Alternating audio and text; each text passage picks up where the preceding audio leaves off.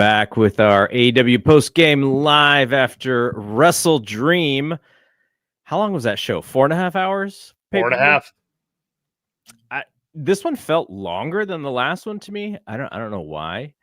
Nighttime. But, yeah, you're right. I guess it's the evening again instead of during the day. Though I don't know what do you prefer? I don't know if I prefer the day because I like kind of doing stuff during the day. I think I prefer the daytime because if I have enough lead time, like I'm fine with just kind of staggering stuff in the morning or afterwards. You and I are doing these shows nowadays, so it's like I would rather go to bed at a normal time and enjoy the show and feel like this is what I've decided to commit my day to, rather than have a full day, then watch the show, and then break it down because it just feels like you're wanting the show to end rather than like enjoying every minute of it. Sure. I can definitely see that. I would also say that the negative on doing these shows during the day is you essentially give up your day, right? Like this becomes the biggest part of your day. And I guess that would be the negative to me. But yeah, I don't know, because it's not like I sat there tonight going like, man, I am just feeling this entire thing. Like a lot of us got tired as we were watching. So yeah, I don't know what the right thing is though. If, in all honesty, for me, if this had been a better show, I had come away with like more energy, but the show wasn't bad. It didn't live up to the quality of the shows that we've been used to over the course of AEW's existence. This was, frankly, one of the weaker shows that they've ever put on. But it was still excellent matches on there. There were just things about it that just felt like the energy wasn't quite what it usually is. Yeah, I don't know, because I thought the All Out show. I thought these last two shows were very similar in my response, in that you're going to be able to find some good, you're going to be able to find some really good, and then there's going to be things that they attempt to do, they experiment with, that I'm going to be ultimately turned off with, because that's just not what I like about wrestling. But because you do get a variety, there's generally going to be something that you do like. And there was generally stuff that I liked on this show too. Like I thought the two matches before the main event back to back were awesome. And we'll get to everything as it pertains to the finishes and stuff. But then the main event, just that, I'm not even sure what they were trying to do there. So I guess I think Brian Alvarez said, I'm quoting someone else quoting Brian Alvarez, but some of it had to do with like the lack of blood and the lack of crowd brawling was because of the commission. So maybe they just don't book there anymore, because you can't really do an AEW show in the way that they like to do it without those things. Lady B's in the chat, she also said that the scrum hasn't even started, so we beat the scrum. Yeah, woohoo! So there you go. We were efficient tonight, Garrett. Yeah. Feel good about that. For me personally, that main event had problems with it, and we'll get to it when we get to it. But I felt like I thought through some stuff that just didn't work for me on a fundamental level, and once I made that realization, the whole thing kind of fell apart for me. So I think what we kind of figured out, and we even predicted this going in, is if you love AEW, you probably love that show. And if you enjoy AEW but have problems with it at the same time, you're going to have those same problems that you usually have. And, I'm kind of, if I think about this, the main event, let's kick off the discussion of what the news that comes out of this shows. The main event just fell flat to me, but I'm not even sure if that was the most disappointed I was on the show, because there were some matches earlier in the show where they did every single thing you could possibly want to do on a wrestling show, which kind of hurt the matches after it. And I know some people will say, well, they should just follow it. But if the match before yours kicks out of like 7 finishers, you're going to kick out of 8? Like, that's not how wrestling should work. But so this main event, it was essentially Moxley and the Death Riders trying to commit murder on Darby. He got they tried to drown him in water. They they brought out Mox had those little skewer things and he was sticking them under his fingernails. He threw Claudio threw him, did a running press slam from one end of the ring, ran to the other end of the ring, and threw over to the announce table. Did not break, by the way, so he just bounced. What else happened? He was also thrown through the 2 tables by Moxley immediately after that. He was essentially waterboarded, like you mentioned. Tasered. There was a taser involved. Yeah, okay. So this was a stunt show match. This was to get all of these really cool, like, visual sights into the show to appease the sickos. Because at no point during this match did I ever feel that Moxley was put in so much jeopardy that he would conceivably say, "I quit." Like, you and I and the others, when we were watching this, were like, what would have to happen to Moxley for him to say, "I quit"? Because we're talking about how Darby would never say, "I quit." Well, like, frankly speaking, neither would Moxley. So if we're at this, standstill between the two, and you are absolutely brutalizing Darby to the point of just like, you're uncomfortable. And there was a point where I turned away and I just wasn't going to watch the screen. What it took to defeat Moxley at the end was completely incongruous to the rest of the story of the match. So the big surprise of this match, the arena went black for, it felt like 15 to 20 seconds. And out came Sting, who doesn't really look like Sting anymore because since he's retired, he has stopped dyeing his hair and he has stopped dyeing his beard. And I was like, wow, this is like the ghost of Sting, or this is like the zombie Sting, or Grandpa Sting. It was not the same Sting, which I think hurt the aura a little bit. And so he came out and he just had a bat. And this is after Darby was nearly drowned like 3 times. So he hammers all the Death Riders. Some of them are just too freaked out to come into the ring.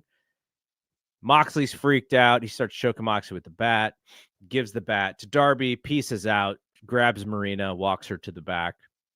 And everyone was so petrified by this Sting and this one bat shot that they could not help Moxley anymore.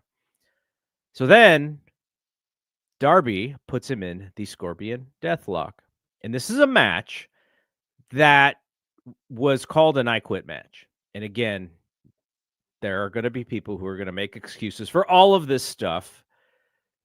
The part of the I Quit match is you have a live mic so that you can hear the struggle from some of the wrestlers as they're going through all of this pain.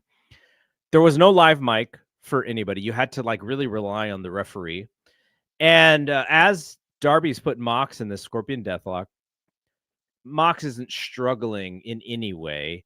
Mox got hit in the leg with the belt or with the bat like once. So maybe he was injured. We didn't know. The announcers, I don't think, said anything.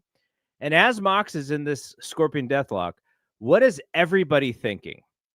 Everybody is thinking, after all the shit that we've just seen, there is no way in hell he is just going to tap out and the match is going to end. 5 seconds later, he taps out and the match ends. So I guess tapping out is also saying I quit. But that's not what we got. We did not get that outcome because if you remember during the build to this match, Darby and Mox both said, we're not going to utter these words. So how are we going to do this? And I guess they never uttered the words because we did not hear them. I was frustrating as hell that they didn't have a microphone prepped to have like the entire arena and the audience at home hear whoever said I quit say those words. We had to take the referee's word for it, which took the win personally out of my sails. Like, it just seemed like if you're going to give so much thought and care to how you commit these stunts that you're doing in this match, have your finish locked in. Like, that's basic. There needed to be way more damage on Moxley. We needed that microphone. It could not just be a random ass Scorpion Deathlock to win this match. And it wasn't anything to get even the most cowardly of heels to tap out after he just destroyed this man for 20 minutes or however long this match was. The more that we talk about it, the more frustrated I get, because when Bryan Danielson left and he was taken out by the Death Riders, Darby was the guy to step up. And there were people in our Discord, on the internet, just generally saying, like, Darby can be the guy. Darby can win the belt. Let's put the belt on Darby. All of these scenarios were all discussed as possibilities because of what you could do with Darby, because of how beloved he is, how far he'll go for AEW, and all these things. So this went back over a year. And then Darby left. You know, it became clear that he wasn't going to be that standard bearer belt holder. He was going to carry the flag to Everest, which is impressive in its own right. But this was a feud that should have been molten hot. And from the point that Darby returned, the one thing that they could not do was give Darby a pinfall win over Moxley, which is frankly all they needed to do in order to give him a little bit of credibility. He lost the match to Moxley last month, and they did a match this month that prevented Moxley from being pinned. And I get that you want to protect Moxley, but Darby is one of your guys. You are making money hand over fist with this guy doing what he does at your pay-per-views, with his merchandise, with his face being out there all there. And to me, the fact that they did not have the thought that they needed to give this guy the pinfall win to really cement him as a guy that can beat the top guys at any point, and that he loves AEW so much that he'll beat like the biggest, baddest guy on the block. They didn't do that. And for me, that feels like a failure. Also, as we learned, when Hangman conquered the Bully at All In, what did it take? Well, it took a smart ass baby face to have friends to counter the Death Riders. And Darby did not learn that same lesson. He doesn't have any friends. And so he was, except for one, I guess, which is Sting. And I actually thought the Sting part of it was going to be Bryan Danielson, but it was Sting was fine. I just didn't like it. Was Sting. always in the back of my head that Sting could show up, but it was just one of those like, if he doesn't, am I disappointing myself? So it was cool. And but it's just like, we just did this story. We know the way to handle these guys is to have a crew and to, fight fire with fire. And so him being a lone wolf without his buddies or without anybody, essentially, I just thought was another flaw in the story. Like, why like, babyfaces should be smart.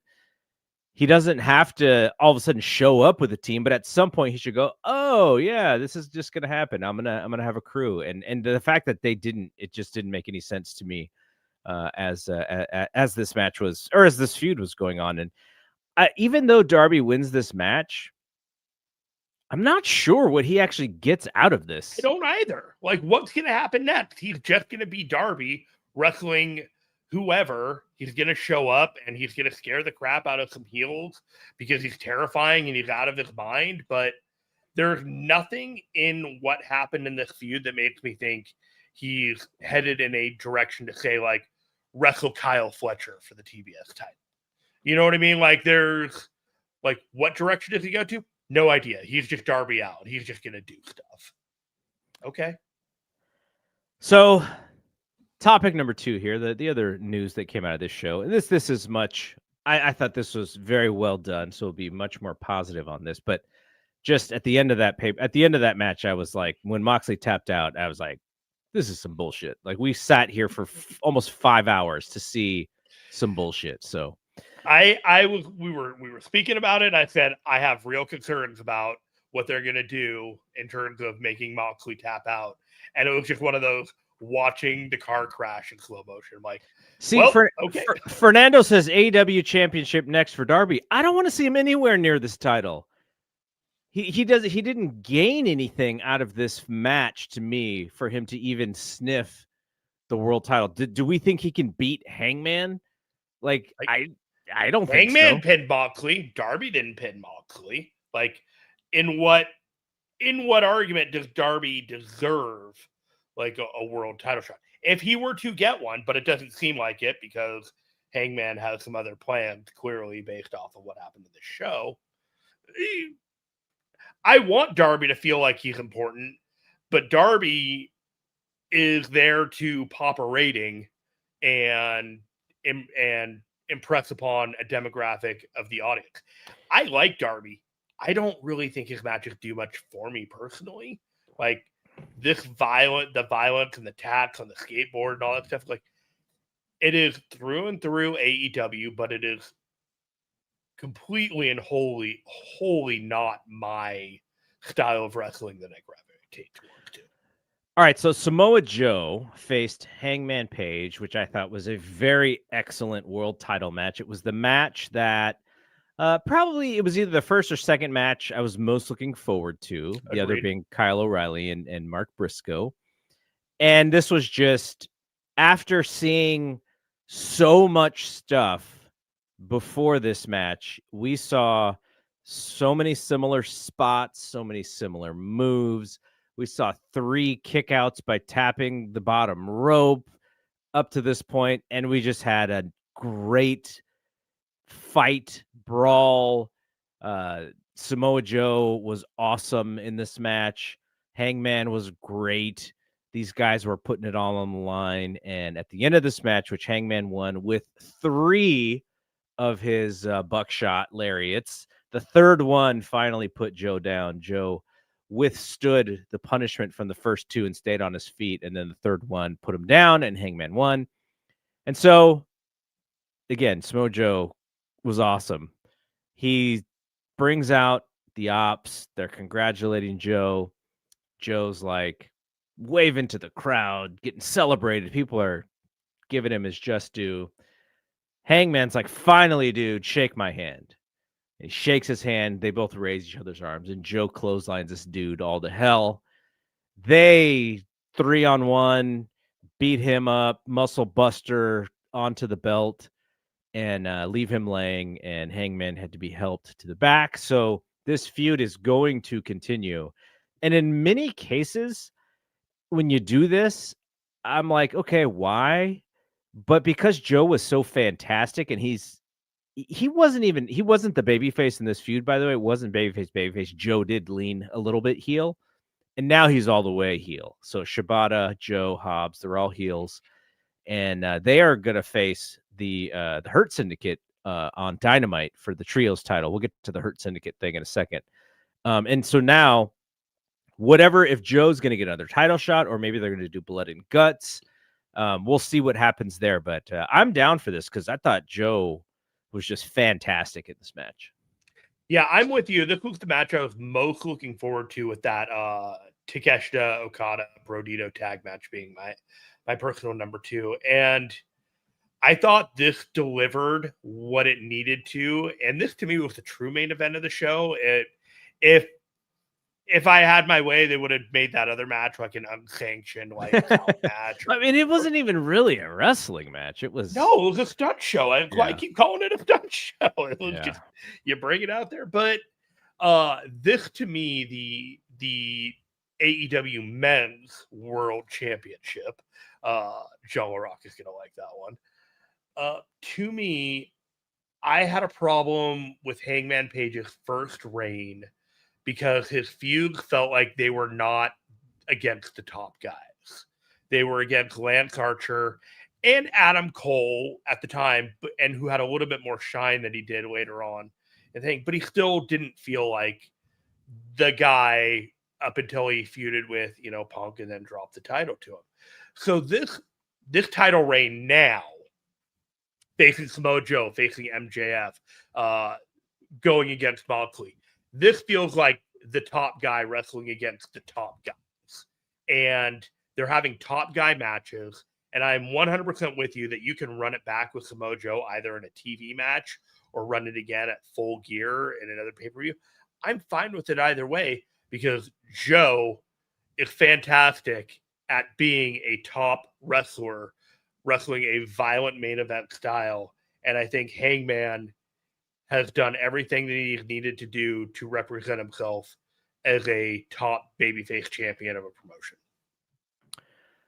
So the third topic of news that I grabbed from the show, we already have a match for Full Gear. It is Mercedes Moné, who beat the surprise champion of Mina, and she was the interim ROH TV champion. So that's how Mercedes won her record-breaking title. She won her match. It was good. I would say it was good. Toni Storm and Chris Statlander had the match right before. Chris Statlander won. I thought the match was pretty good, but it was hurt by a lot of the matches that preceded it, because some of those matches, and I'll call out the Young Bucks and Jack Perry and Luchasaurus. It was indulgent. Like, the timing was great. The Bucks are fantastic, but that was too much. Like, I don't know.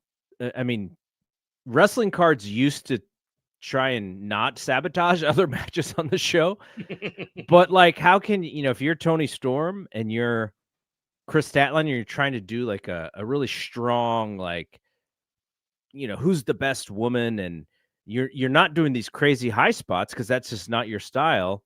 So the crowd kind of sits back a little bit, and you're doing this match, and they got into it, by the end of it, but it just did not look as spectacular as the other match, which had 20 near falls and people going crazy because they thought it was the pin and it wasn't the pin. And I'm just sitting back going like, this is way too much. Like, who can follow this stuff? So, like, I think that match, if you kind of like took it outside of that show and just like had someone watch this match, I think people would go, wow, that match was really good. But as a part of this pay-per-view, I think it did lose a little bit of muster. Anyway, Statlander did win the match. Mm-hmm. Toni Storm was in a long submission spot, and she did not tap, and she's fighting. She's a fighting number one contender, former champion, and Chris did go over. I think Chris, I was saying that she should be commended for getting in tremendous shape. I know she's had lots of injuries, but she looks like the part for the AEW Women's World Champion right now, and I'm all for her being the top person right now. So she wins, and as she's like celebrating her victory, Mercedes' music plays, and her what did they call the three dudes who come out and hold her belt? It was Griff Garrison, Cole Carter, and the other dude, and they used to be the Varsity Blondes, and they're whatever. Let's just call them the fuck boys. I think that's kind of the vibe that we're supposed to get from them. And so, she just interrupts Chris, and she's like, it's my turn, get out of here. And Chris just kind of looks at her and walks away. And I was like, man, Chris has got the ace belt. Like, Mercedes has got the other belt. What's going on here? They're the frat house, by the way. Okay, at the frat house. So then after Mercedes does beat Mina, then Chris comes back out, and they kind of challenge each other for their title. It's for Chris's belt, not specifically for Mercedes's belt. And I think it's a really good match. We got a month or however long until the next pay-per-view, so they can do their thing.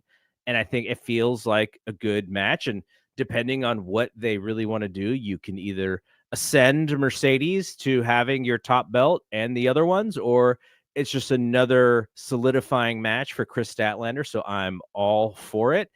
And my hope is unlike this show, we get the proper build for that match, because that match, if you have title versus title, well, not title versus title, but champion versus champion on the women's side, like that should be second from the top at the very least. Because on this show, it was fantastic to have 3 women's matches on this show. I'm not complaining about that, but they were all in the middle, and you knew the way that they're putting together the show that they weren't as meaningful as some of those other men's matches.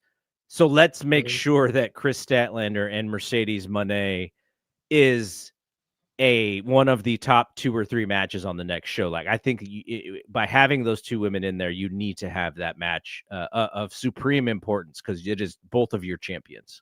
Before I go on my diatribe, would you make, if Samoa Joe and Hangman Page are running it back one more time, would you make Chris Statlander versus Mercedes Moné the main event of the show? I don't think they can do it, just because the way that the AEW style currently is, the fans like the high spots, the crazy athletic spots, the power spots, and the women just aren't able to do those moves in the same fashion. So I don't think that at this point, I don't see them ever doing it unless there is a female star who is like the Becky Lynch from 2019, where she ascends and is actually a bigger star than a male wrestler, no matter what the push is. I don't think that they're there with any of these women. The time to do it would have probably been when Tony was over, when she really, really got over. And that would have been the time, but I just don't see that right now. If you saved Tony Storm and Mercedes, if you didn't have it on All In and maybe you had it on All Out, then maybe you could have done that, but they didn't do it that way. So I don't think so yet. They don't have a Rhea Ripley yet, where the fans not only see her as big as any of the male stars, but also that she can have the same quality of matches because she herself is so strong and so athletic. So it's a little bit of a cop-out by me, and I don't mean it to be, but this is how there's a realistic answer that both companies look at the wrestling styles in this way. Yeah, there's a realistic answer to it. It's like, it's not the popular pragmatic answer, but we're not here to defend the company. Like, it's a legitimate question. Do you think the company would do this? They haven't done it up to this point. It is Mercedes Moné. It is 2 titles. It's like a title for title, or like at least 1 title is up for grabs. It could be similar to the Kyle Fletcher kind of thing with Hangman Page, where only 1 is on the line. Yeah. So it's possible.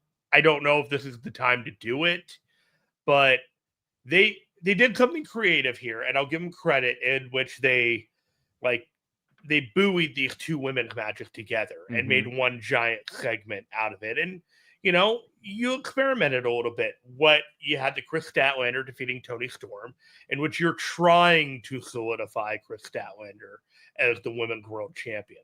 Then you have Mercedes Moné, like you say, come down there, but she completely little sisters like Chris Statlander in a way where you desperately hope that Statlander would come back and do it. But in my mind, Statlander needed to pop her before the match, just be like, I'm the champion. Like, no. And then Mercedes has to go through her match with the Mina Shirakawa, which frankly set up another thing, which is putting Mina and Tony together in the tag team tournament and making them the first tag team champion. That was the fallout of both of them losing, was that. Yes. It's kind of funny. We both lost the singles titles matches, so now we should actually win the tag titles. But by the way, Mina, probably a little bit of a disappointment in the surprise here. Yes. We were trying to figure this out, who could be the surprise, because Tony specifically said on Twitter, Tony Khan, that is, that it was going to be a somebody who had a belt. So that took out a lot of the possibilities, and we were like, okay, well, Mina has the ROH TV title, the interim Shuri has the IWGP title. Would she come in to drop it? That like does New Japan want that to happen? Are they going to do a Stardom thing with Saya Kamatani? It was just, we were starting to go down the rabbit hole, and this was frankly an underwhelming choice. And there was an aspect during the match that's like, it felt like it didn't make sense, and maybe like they had somebody else and it fell through. But afterwards, when Tony and Mina had that segment and they're like, we're losers together, and then they do we're going to announce the brackets for the women's tag team tournament. It's like, please, people, I hope that you can all read between the lines. So yeah, there were a dozen eggs fit into a half a dozen basket in this whole thing. There were aspects where they really tried to make Mercedes look like the bigger star, and had Statlander pop her before the match, and then Mercedes call her out after the match. It's like, no, you don't do that to me, and then they get in each other's faces. It would have felt more like they were on an equal level rather than Mercedes, the star, has gotten tired of this trifle and is going to take this title for stepping up to me. And they went so far to set the groundwork and credibility of everything in there, and there were these little missteps that make the optics make Kris Statlander seem lesser than she should be, when the entire goal has been setting her up as one of the top women, or at least giving you that impression. And then they undid it with trying to little sister her. Lady B said someone at the scrum asked Kris if she and Mercedes should main event Full Gear, and she basically said, it doesn't matter, I'll do my best. I would have said, hell yeah, but then maybe Tony Khan would have given her a dirty look. Like, you say, I'm ready to main event anytime, anywhere, including at Full Gear. Yeah.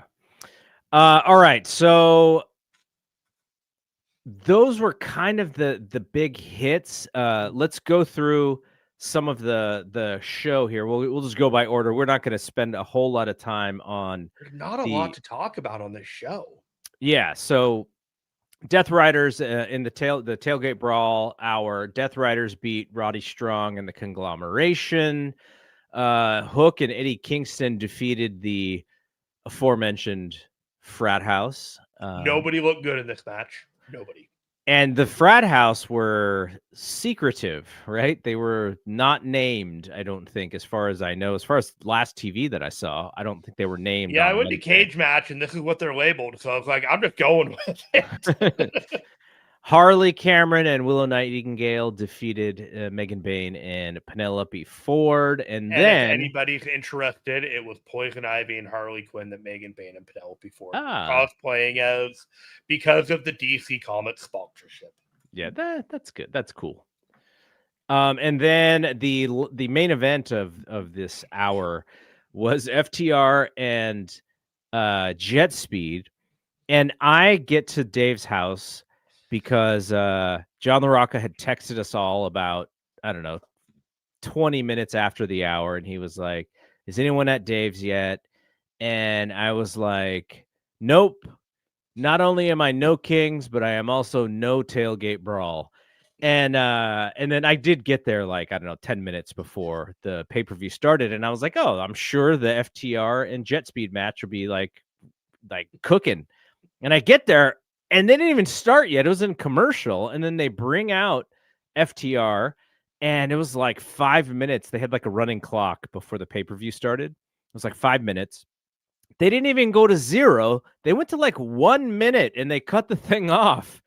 And then they went to their own internal commercial break. Yeah. And then they went to commercial break, and it was to say, hey guys, if you want to watch the end of this match, you got to buy the pay-per-view, which is an interesting experiment. I don't know if they pissed people off or if they didn't. That probably told you that most of the people who are watching that show were going to eventually watch the pay-per-view as well. This used to happen so much when I was a little kid.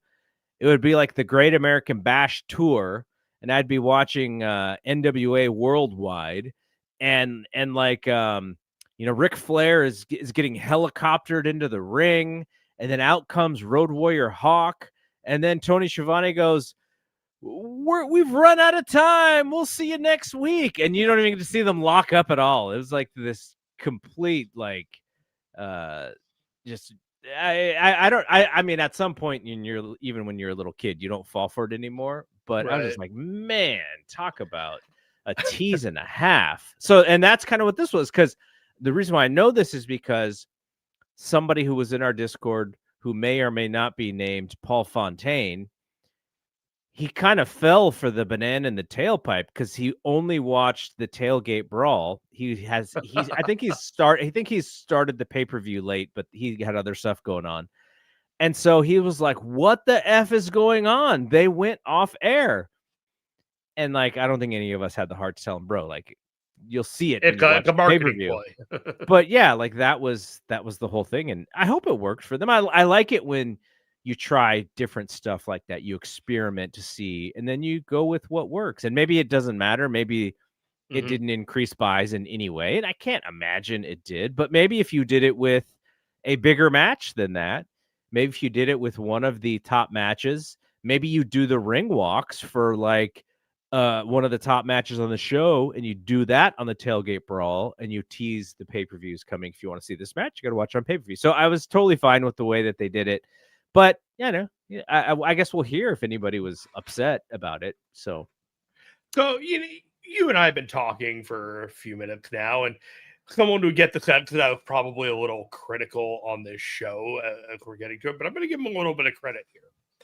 They had a Saturday tailgate brawl, and it went off the air.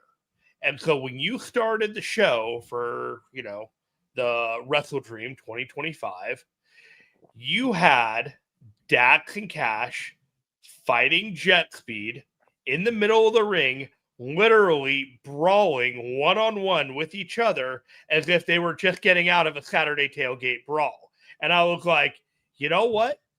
They're brawling coming out of the tailgate brawl. That Collision episode was as advertised. Thank you. Thank you for brawling coming out of the tailgate brawl. And that, to me, was just like, that was the kind of thoughtfulness that I'd hoped that would be on the entire show, and it was just kind of missing from the agenting later on. Okay, so FTR wins a match. A pretty good match, I thought. It was well done, and it was a hot crowd. Really well. The crowd knew their role. They saw that it was their role to kind of go crazy once the pay-per-view started and the pyro went off, and these guys are doing the slugfest. The crowd knew, okay, this is our time to shine. We're going to shine, and they did, and they made that match even more important. I thought Kevin Knight was particularly good in that match. He's always good. He just never wins. He just I just want to say Kevin Knight was good. The true opener of this pay-per-view was Jamie Hayter and Tekla, and Jamie Hayter won. It went 15 minutes. Everyone was banned from ringside, so everyone who's going to be in Blood and Guts could not be there to interfere. So it was just one-on-one. There were two moments in this match where they kind of lost the plot of what they were trying to do, and time stood still, and they were trying to figure out where to go. If you take those two spots, one happened kind of midway through and one happened near the end. If you take those two spots out, I thought the match was completely fine. Good work. Tekla has something that Jamie Hayter used to have and doesn't really have anymore. So I would have liked to see Tekla win this match, but Jamie Hayter won. I don't think Tekla really lost anything from losing. And so Jamie Hayter wins the opener and looked completely fine, but they are building to this women's Blood and Guts match. And kind of going back to the conversation what I was saying about how they don't see the women yet truly as the main eventers. This Blood and Guts match is like a battle of the mid-card teams or the 1000%. upper mid-card team. That's the part I don't understand. Now, some would say, well, the top women have all of these other things going on. But when I watch War Games, WWE's gonna have War Games on Survivor Series. Guess who's gonna be in that War Games match? All the top women. So why you can create those the reasons to have those women in the matches, but You're going to have a blood and guts match for the women, their first ever blood and guts match. You're not going to have Mercedes in it. You're not going to have Tony in it. It doesn't look like. No. You're not going to have Jamie Hayter in it. It doesn't Not gonna look have like. Statlander. I'm sorry, not Jamie Hayter is in it. You're not going to have Statlander. So it almost, not to say that they're trying to set it up for failure, because I do not think that that is the case. It is just not as important as it would be with women who are higher on the card. They don't have enough people at the cachet of the main event level. Like okay, so then what does that say about this upcoming tag tournament? I hope that they're able to elevate people from and let these women show up and show out in these tag matches. You need to give them the same amount of time that Jet Speed and FTR had to show whether they have the cachet and the ability to do this, working with each other. Anna Jay and Ty Conti at this point should be a well-oiled tag team. They're Penelope and Megan Bayne should be well-oiled. I look at that blood and guts for the women, and in my mind, I want to call it the 0 Hour All-Stars. Those are the people that are going to be in that blood and guts. That's the other part, is whenever we see them, it is always on the pre-show or not in important matches, or on Dynamite, or on Collision. So yeah, there's also some things like, okay, if we know that they're going to be in blood and guts, I guess we do have a month. Hopefully we see more Queen Aminata on Dynamite in a big spot. Is Thekla going to be the captain? Is Megan Bayne going to be the captain of the heels? It sure seems like Jamie Hayter is the front person for the babyface side, but it's kind of like it's either Thekla or Megan Bayne. And right now, since Thekla lost that match, I kind of think it's like, take a back seat. Megan Bayne's in charge now. Who took the pin in the Megan Bayne Penelope match? Penelope? Penelope did, yeah. Okay, yeah. Willow pinned Penelope. I want, and I've had this I've had this conversation on many shows. The last show that I did with Paul, Takedown, it was either Takedown or Fight Game. I was saying in relation to WWE, in that, we need to build better stories for the women, because the WWE women, as far as in the ring, they can have some dynamite matches, especially because they work with, if Rhea and Io and Asuka and those folks are working together, they're going to be excellent. Task of making you care. Yeah, but I want to see more women's programs being positioned as important, rather than mid card to upper mid card. Like let's give them more important stories. And in the AEW side, it's almost like, let's just give them more face time in important segments to tell the fans, like, okay, you should care about this stuff. So it's not even about, my thoughts about the wrestling or whatever, but it's about Tony Khan's thoughts when it comes to the booking and how do you book these women more importantly. That's the part that I want to see. When you were telling me about investing in the women in the stories, did you catch the verbal gag that Harley did against facing FTR last week, where it's like, FTR, feel the wrath, and it was with the R instead of the W. Yeah. Like, hey, Harley, you forgot the W, and they're like, no, I didn't. I'm going for the W tonight. And you're just like, God damn it. She's sharp, man. It's just like, that's a winner. Well, what FTW was. It was Taz's thing. Yeah, but she was doing the FTR, feel the wrath, but did the wrath without the W. Yeah, no, she's great. Now she just needs to level up her wrestling, right? Yes. And it appears that she is working very, very hard behind the scenes, because every time she's showing up on these 0 hour shows, the work rate and the work is getting more and more acceptable. She had that match with Mercedes earlier in the year, and there were people that were like, let's belt her. Let's this is an opportunity. And now I feel like they put enough time and energy in her that not only is she rehabilitated from that time, she may actually be better and good enough to stand on her own eventually.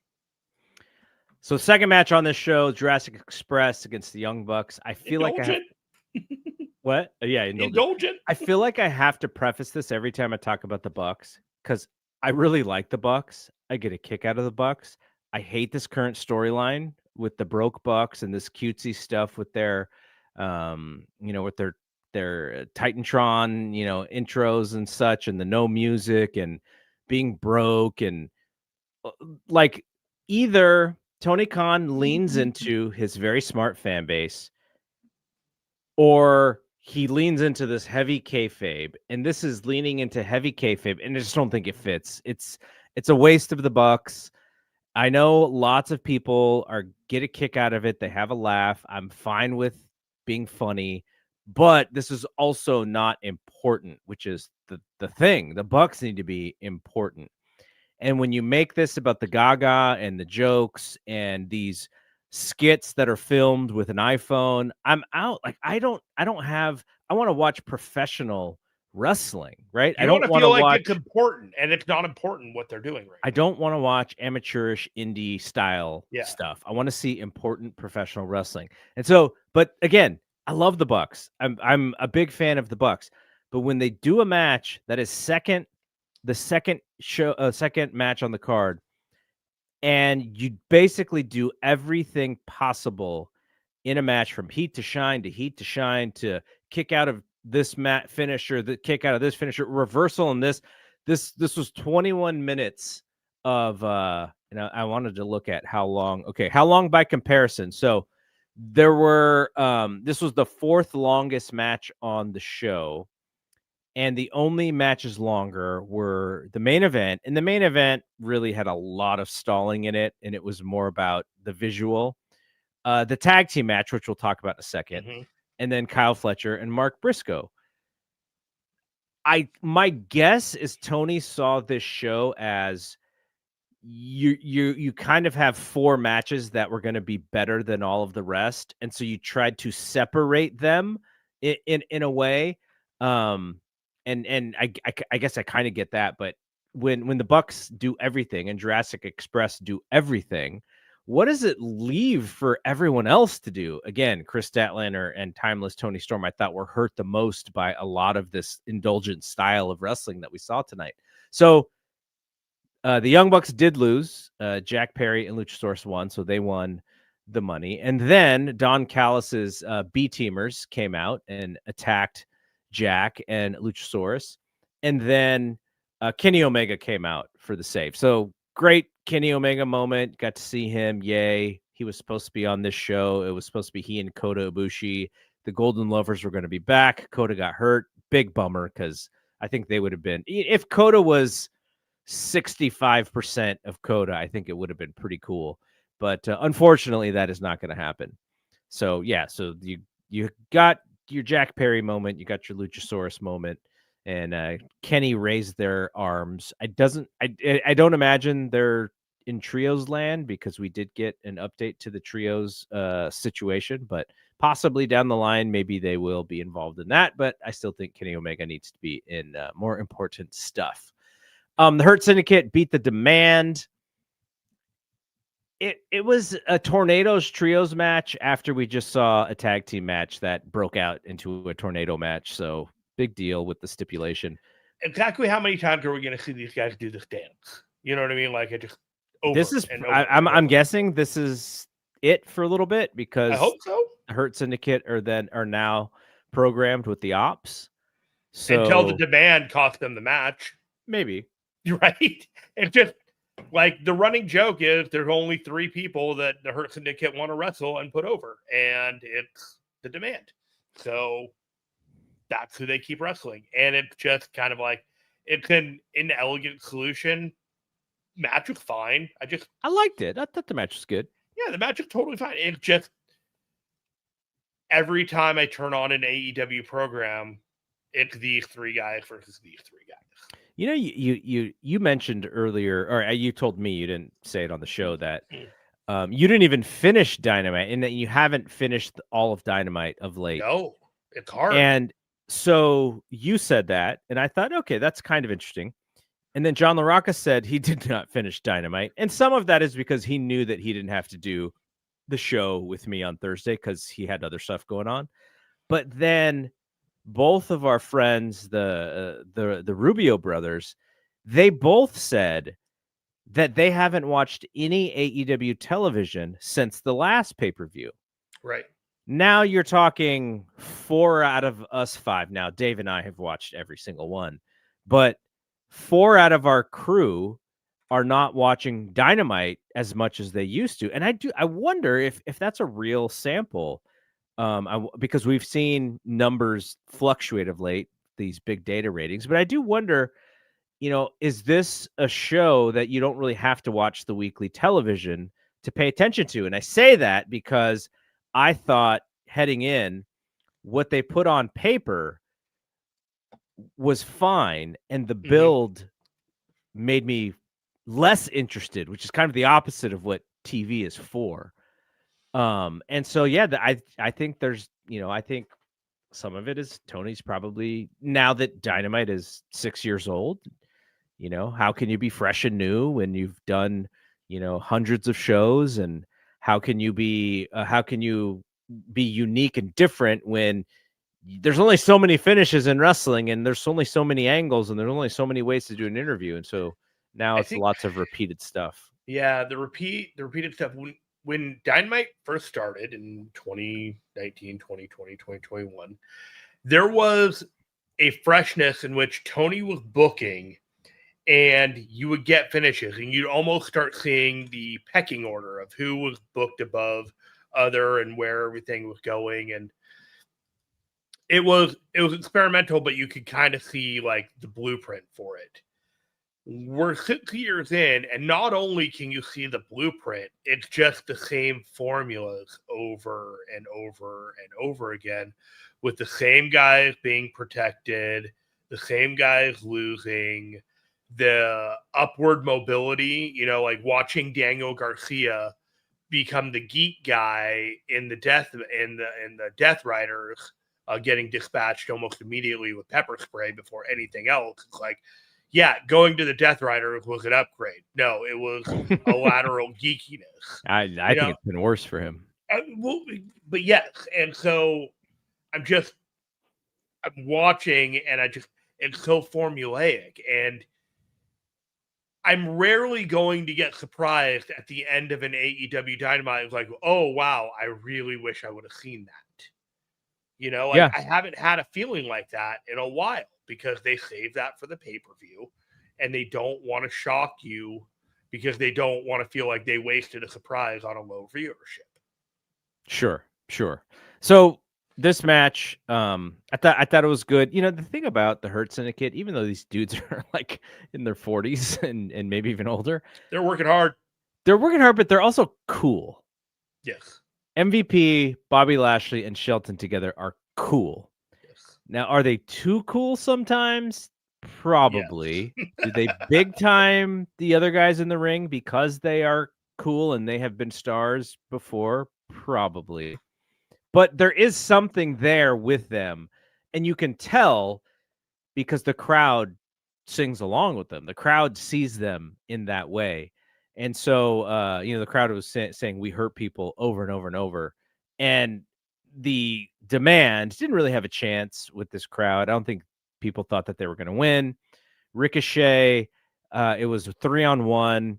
Ricochet against the 3 guys, and he got pulled out. And Bishop was just like, Bishop Connor, like, I got this. And then he just got smoked and he lost. He took all 3 of their finishers.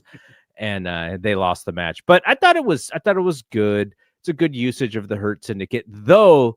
The way that they win these matches, if you didn't know anything about wrestling, you would be like, how come they're not like the top crew? Like, they win impressively all the time.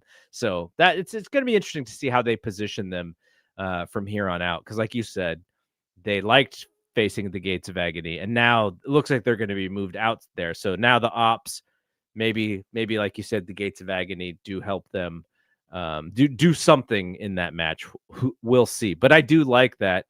Hey, you're telling me, and I hate this trios belt because I think it's a waste of time. Mm-hmm. But the Hurt Syndicate with Bobby Lashley against the Ops with Samoa Joe. That's actually, yes. That's meat. That's going to be some fun. Bobby Lashley and Powerhouse Hobbs in the ring together is something that I'm actually really excited for. Yeah. Okay, so let's go through the rest of this show. Kyle Fletcher and Mark Briscoe, really good match. A little indulgent-y at some points as well, though not as much as the Bucks match. The only thing I didn't like about this match, and it's not even a major dislike, I still liked 95% of it, is Mighty Mark was kicking some rear end here, and Kyle was just selling and selling and selling. And then he went from like selling his ass off to boom, finishing sequence in about a blink of an eye. And I would have liked a little bit more of a transition there. But Kyle is a star and he is going to keep ascending. And Mighty Mark is kind of like the heart of AEW right now. And we had a conversation with LaRocca had mentioned Eddie Kingston. He was kind of jokingly asking Dave, like, what's up with Eddie Kingston? Does Tony Khan just not like him anymore? What's going on? And I was like, the brother got market corrected when he was gone because Mighty Mark Briscoe is doing everything that Eddie Kingston was doing and probably better at this point for what the role is. So and he was like, well, you can have Jimmy Valiant and Dusty Rhodes on the same show. I was like, yeah, I know. But still, like that's, Mark Briscoe is doing all the Eddie Kingston stuff right now. So he's great. Mark Briscoe, that guy is amazing. I love that guy. I really like this match, but what it felt like to me was a regression back to the valuation that both guys had before last month's pay-per-view. Because Kyle Fletcher had the match with Hangman and he lost, and Briscoe had the match with MJF and he won. And there was a little bit of an elevation for one guy and a little bit of a knockdown for the other, because you lost against the world title guy. Like, as much as being a part of the dance, you kind of have to win your next match. And so you're going into this one, and to me, it was like Kyle Fletcher's always winning this match because he lost the one last week, and Mark Briscoe can lose this because he just beat MJF, and so that to me felt like we're just putting people back to where we were using them and the values they had on the roster, what this guy is going to be able to do and what his ceiling is and what his floor. It might have changed a little bit for both guys, both upwards, but generally they are right back to the same spot they were a month ago. And I'm not sure if that's good or bad, but I do need to call a spade when I see that. So, where do you think Kyle goes from here? I think he's gonna go. He's gonna have a title feud against somebody, and then he's gonna. I think he did the open challenge thing, and that may be what he's doing on Wednesday. So, but Ilya Dragunov already cashed in one, so he's not going to be on. They just need to waste some time until the Continental Classic, because he's clearly going to be one of the guys in that one, and I don't see him losing the title before the Continental Classic, so he's just gonna have a guy. Yeah, I'm trying to think of who would I want to see him face next on the babyface side. I mean, I feel like it needs to be somebody that was on this pay-per-view. So, do you do like a Jack Perry singles match? Do you do Darby? These are the guys that are pretty much available at this point. I don't want anybody in the conglomeration. I wonder how close to being ready Swerve is. Do you think Swerve is going to do a belt that's not the world title at this point? I think he can. I mean, he didn't seem all that interested when he was doing that match with Okada. He should want to go after Hangman for sure. But if if his return is in an open challenge match against Kyle Fletcher, then I would guess that match would go to some sort of non-finish. But Swerve winning that title to ascend back into the title. I could see guys like Michael Oku showing up to wrestle Kyle Fletcher over the next but that's very predictable. We know it's going to happen. Yeah, but Kyle Fletcher's going to be winning against all his matches. You might as well put him against guys that can wrestle. No, I mean, if you put him against Swerve, I think people would think, oh, Swerve must be there to win the belt.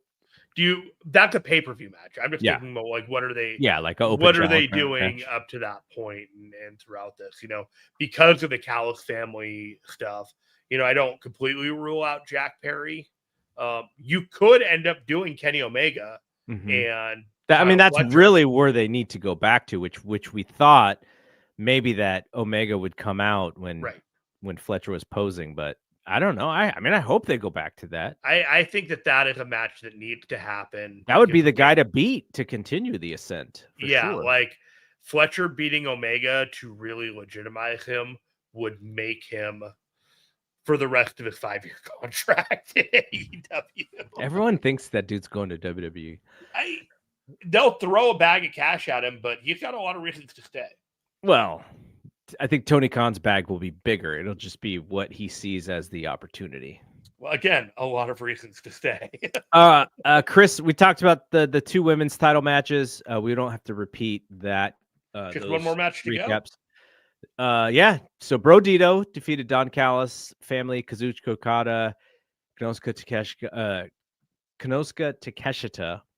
And I really enjoyed this match. I love, I'm an Okada guy, so getting to see him perform, even when he is not the world title 100% Kazuchika Okada, I still get a kick out of him because the reason is because he understands how to be a star, which is kind of a hard thing to do. Like, I think I think Kyle is kind of getting there, right? Like, that is part of his ascension is getting to be a star. But Okada has that.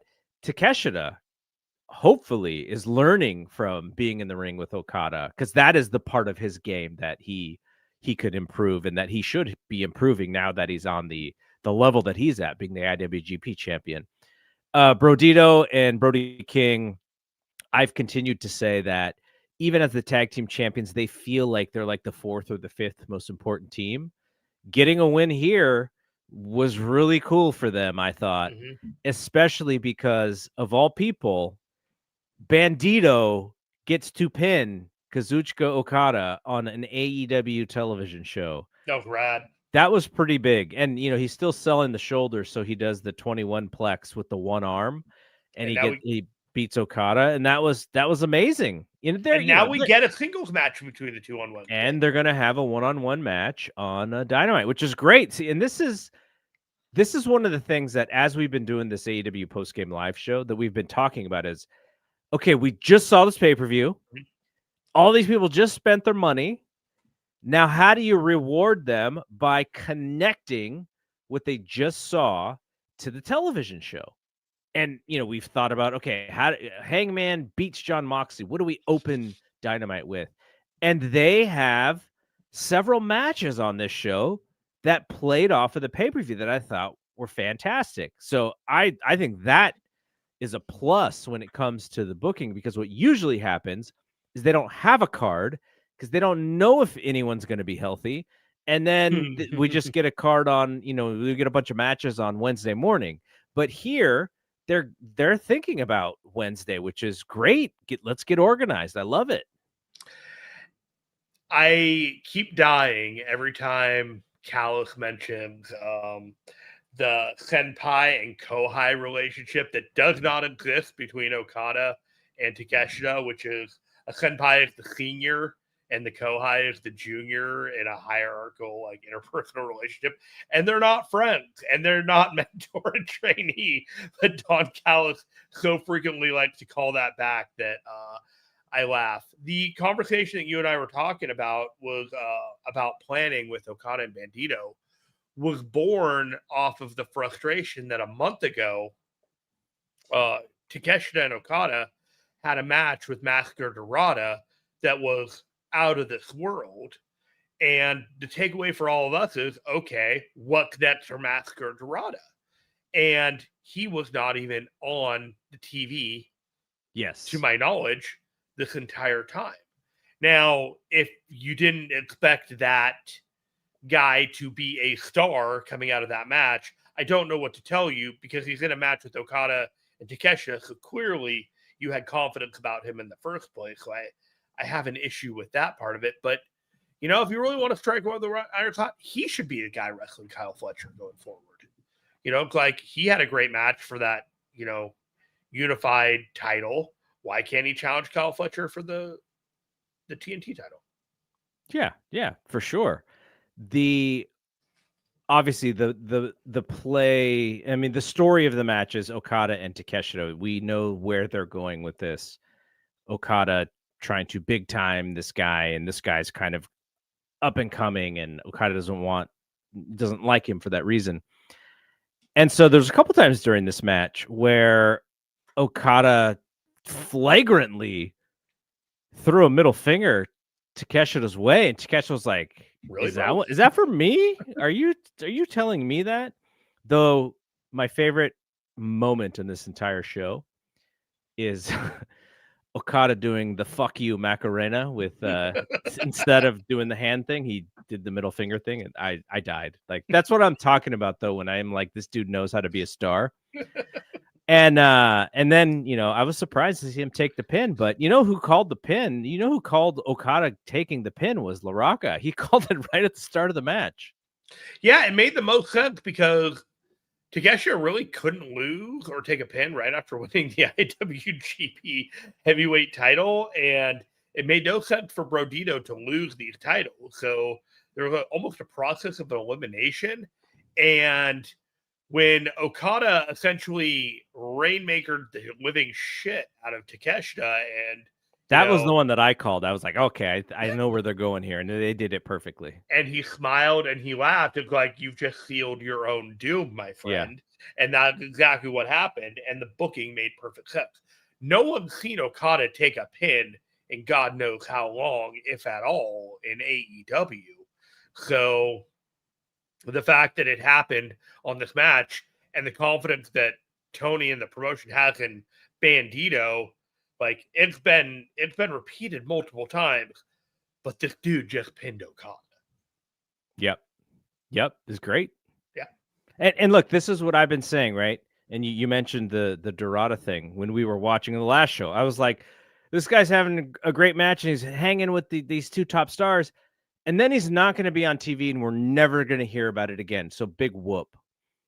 With Bandito, he's on their television just about every week. So if we're going to go all in with this dude, all for it. Is he my favorite wrestler? Not really. I'm not, he's not my favorite guy as far as the wrestling style is concerned.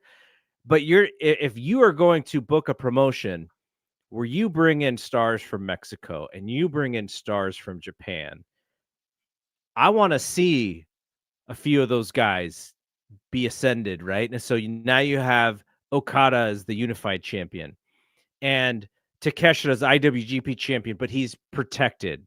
Now Bandito, he's the ROH world champion, and he's beating top guys. Let's keep it going. Let's see.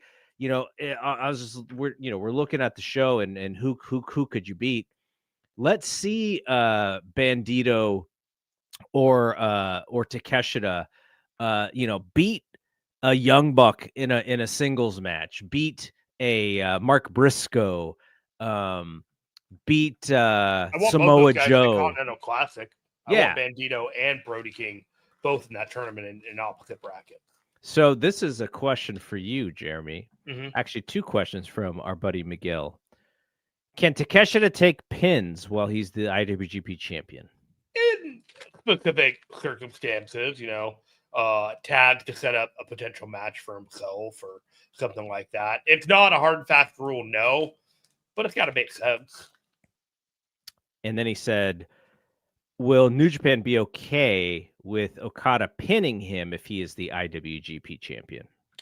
I think that if they're going to do Okada versus Takeshita, it needs to be for stakes more than just the match. And that's why I'm tend to think that that's going to be the finals of World's End, the Continental Classic, and they will have their match. And, with the timing and everything being predicated, I'm really leaning toward Takeshita winning that match. All right. So those are the matches. Let's look at winners and losers. Who's a main winner for you tonight?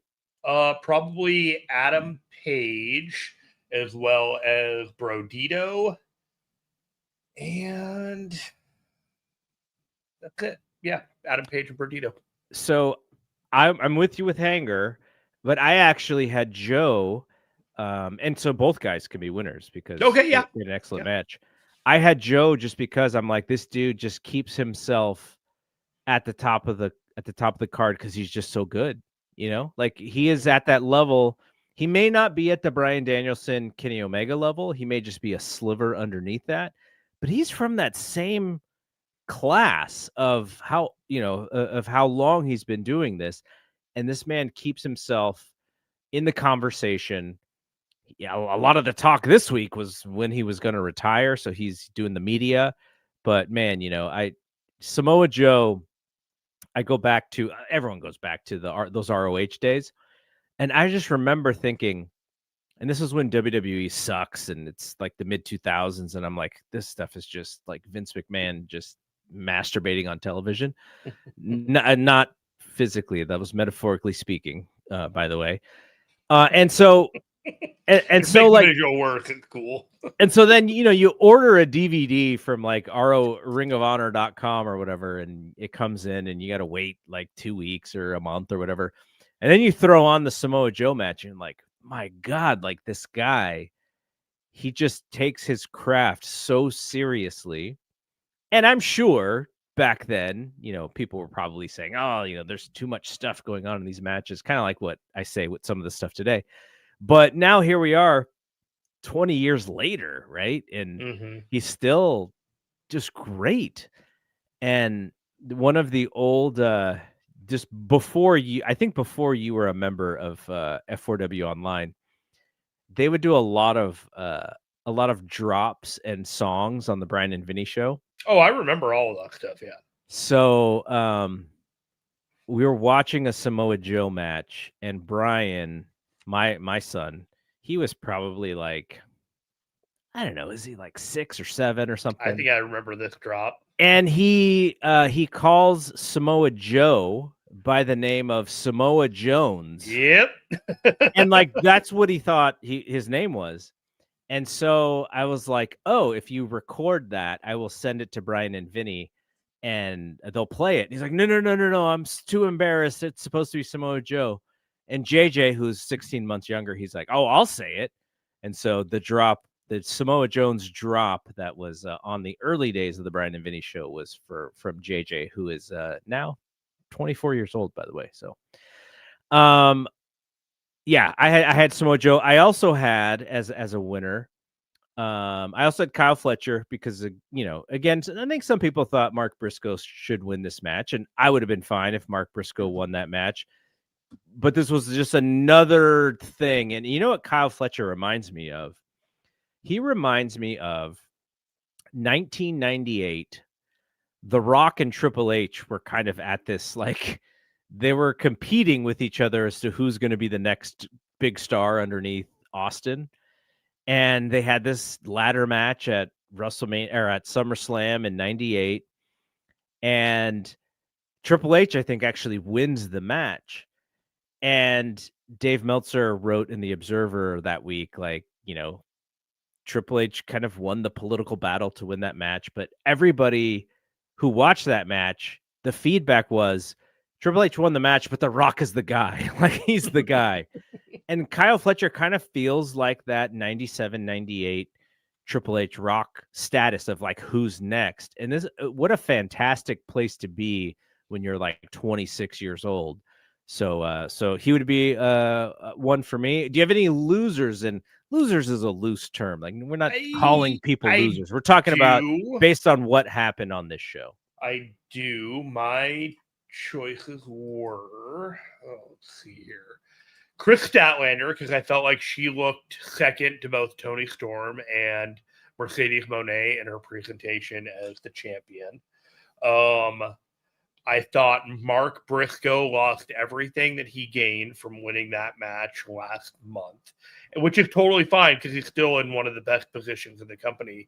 And I think they think that even when he loses, he's fine because he just has that claw about him. I disagree vehemently about that. Mm-hmm. I think that they take advantage of what they have with him, and they don't truly understand that he is a special case that they could do a lot more with, but they use him to put other put over talent that they are desperate to get over, and they can't do it with anybody else. Sami Zayn. He's their Sami Zayn. Yeah, and that's fine. And then Jon Moxley and Darby Allin was a bit of a loser for me. Yeah, I don't know. I mean, Moxley,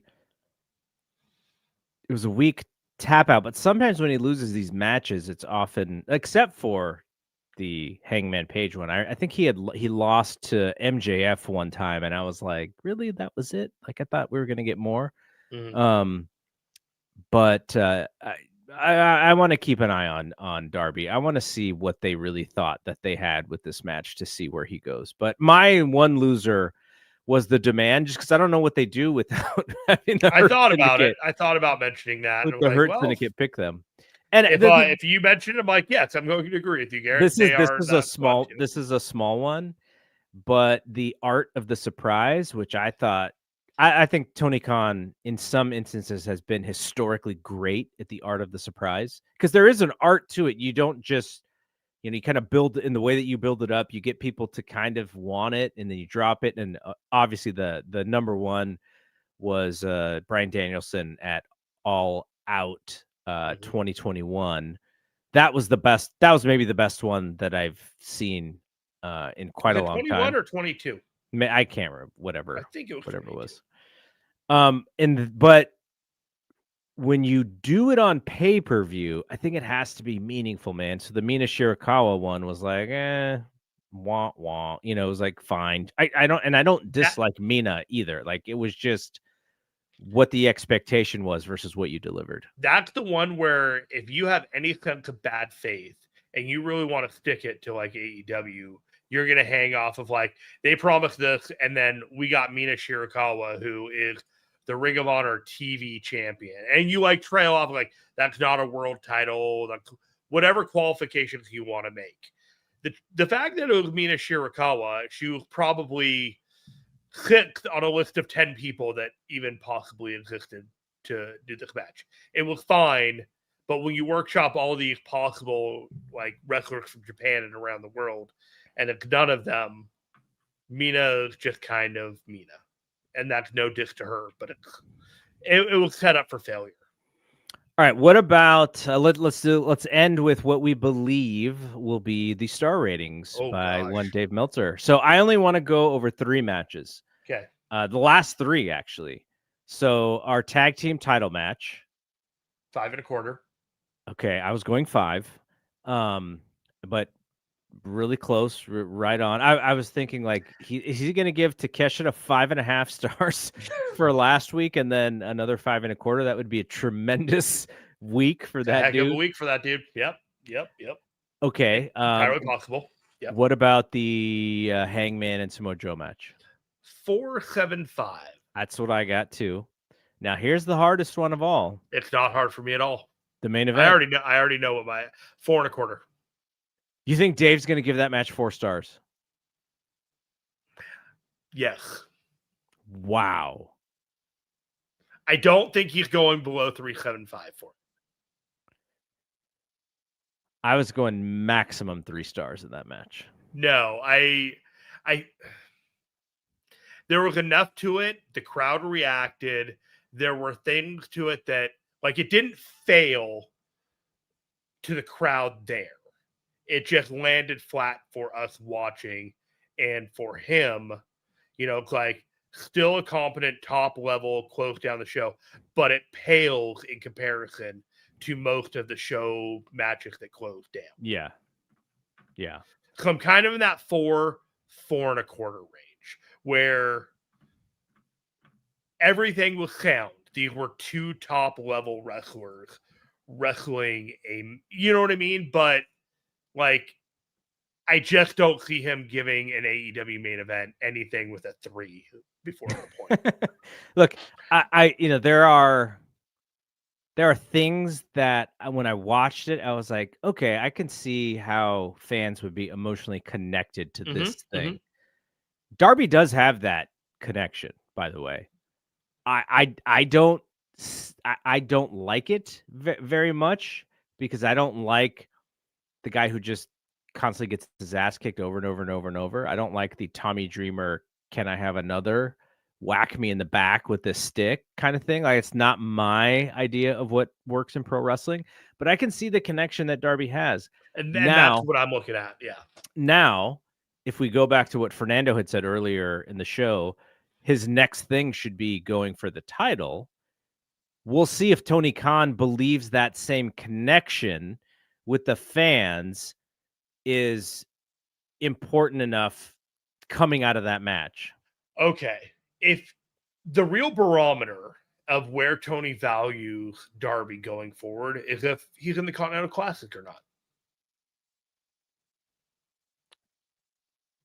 Are you one of the top 10 male wrestlers in AEW? And if you are, you should be in that tournament. I mean, if it's about main eventer and program and how much attention, like he's like in the top 6, I would imagine. He should be in the Continental Classic. But MJF was not in the Continental Classic. I understand that, but Darby has a different like motive mentality. He bleeds AEW. Why wouldn't he want to be in a tournament wrestling all the AEW guys? Like you know what I mean? Like there's no realistic like argument other than Tony doesn't see it to put Darby in the Continental Classic. Yeah, politically, you have to book that thing in a way too. Sure. Which might He's make been it a little in harder. Because I remember Brody choking him out like 2 years ago. Yeah, I think so. It's done it before, and I think he was away prepping for stuff last year. So he shouldn't win it, but he should be a guy that is competitive and winning and losing matches against the top other guys in AEW.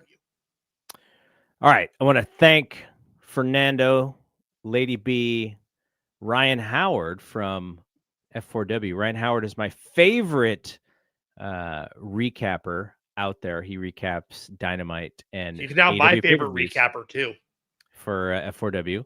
Our guy Dr. Larry, is it Dr. Lariat? Is that what he calls him? He's our most recent Discord member. Yes. I call him Larry in my mind. And Miguel, who was hanging out as well.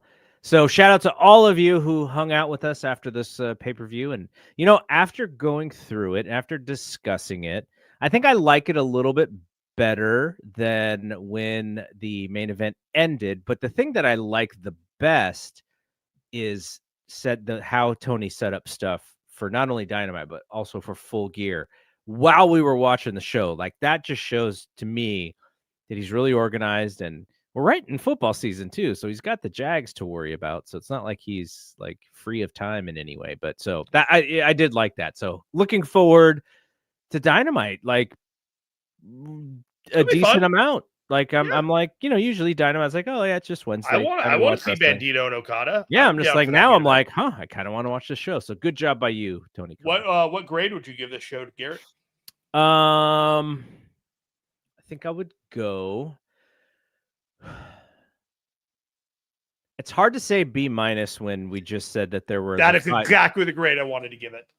When we just said there was a possible 5-star match and a possible 4 3/4 star match, so I will probably say B. But I'm also almost default every AEW show to B because there's so many things that I enjoy, but then there's also something that really frustrates me. So I will probably say B. I gave it a B- because I have not felt more frustrated or like I wasn't connecting with the product after a pay-per-view than this one. I just felt like it was a really weak show, despite the fact that there were really strong components to it. Mm-hmm. They emphasized matches and directions that were not my favorite and not what I was like personally into. So I feel comfortable saying like I gave last month a B, and I didn't like the show as much as last month. B- is fair. Okay, that works. I think it's solid. Yeah. All right. So when is the next time we're doing this? The week before Thanksgiving, I guess. Yeah. All right. Then that is for Full Gear. So yes. And Dave is not going to be. So someone else has to host that one, right? Or we're all like finally doing this on our own and gathering, but that's no fun. Yeah. All right. We'll figure it out. I will be around for I did my planning, and I will be around for World's End to recap that. But I get on a plane for Japan right after. Oh, there you go. I'm looking forward to it. All right, that is it from here. Thanks to everyone for checking us out and for listening. For Jeremy, I am Double G. We will see you when we see you. Peace out.